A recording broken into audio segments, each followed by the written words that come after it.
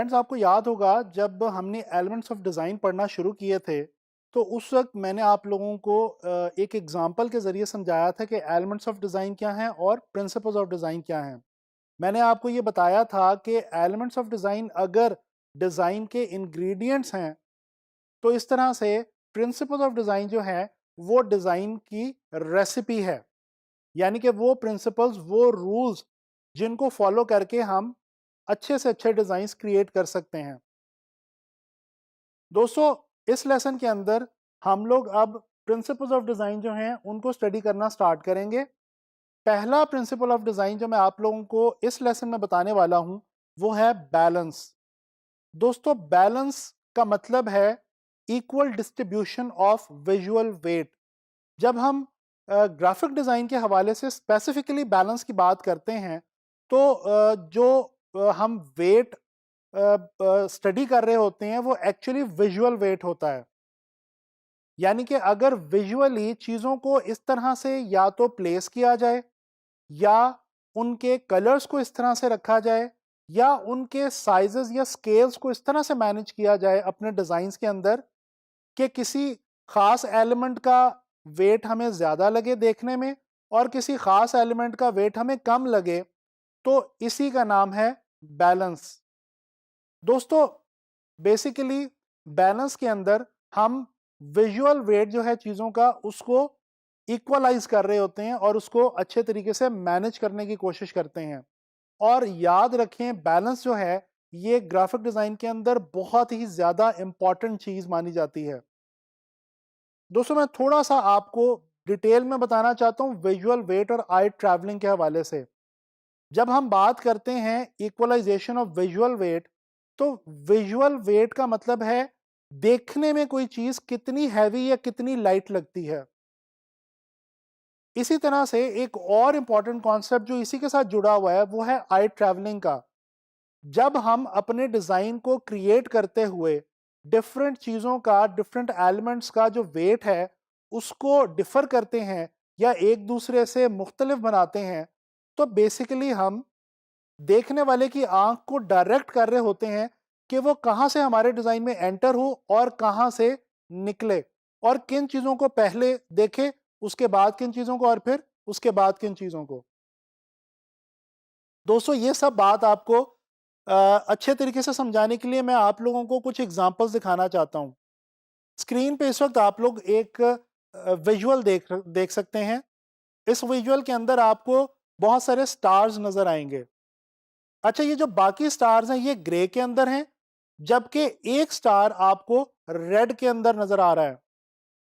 दोस्तों, I can bet कि आप लोगों ने सबसे पहले इस रेड वाले स्टार को ही इस विजुअल के अंदर नोट किया होगा।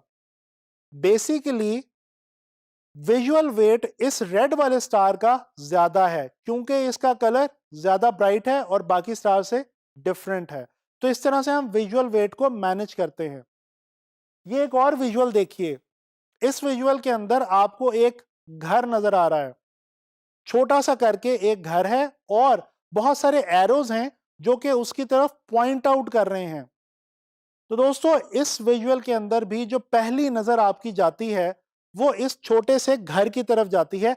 हालांकि उसका स्केल बहुत छोटा है, लेकिन क्योंकि तमाम एरोज उसकी तरफ पॉइंट आउट कर रहे हैं लिहाजा हमारी नजर उसी की तरफ जाएगी। लिहाजा वैसे उसका साइज छोटा है लेकिन उसका विजुअल वेट इन एरोज से बढ़ गया, ज्यादा हो गया।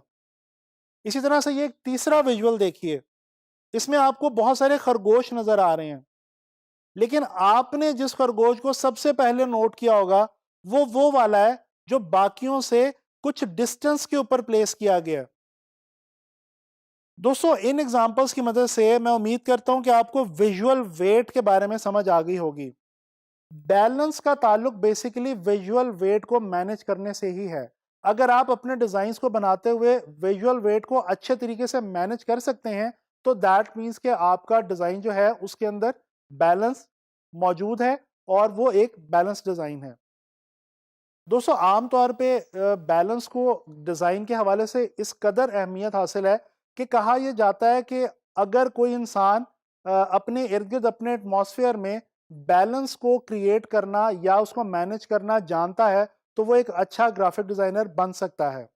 इसकी एक मिसाल छोटी सी मैं आपको ये देता हूँ कि अगर आप किसी के घर जाते हैं या किसी भी जगह पे जाके बैठते हैं और वहाँ पे दीवार पे कोई तस्वीर टेढ़ी लगी हो और आपका दिल करे उसको देख के कि मैं इसको सीधा कर दूं, बैलेंस कर दूं, तो जान लीजिए कि आपके अंदर एक ग्राफिक डिजाइनर बनने के जरासीम लाजमी तौर पे मौजूद हैं।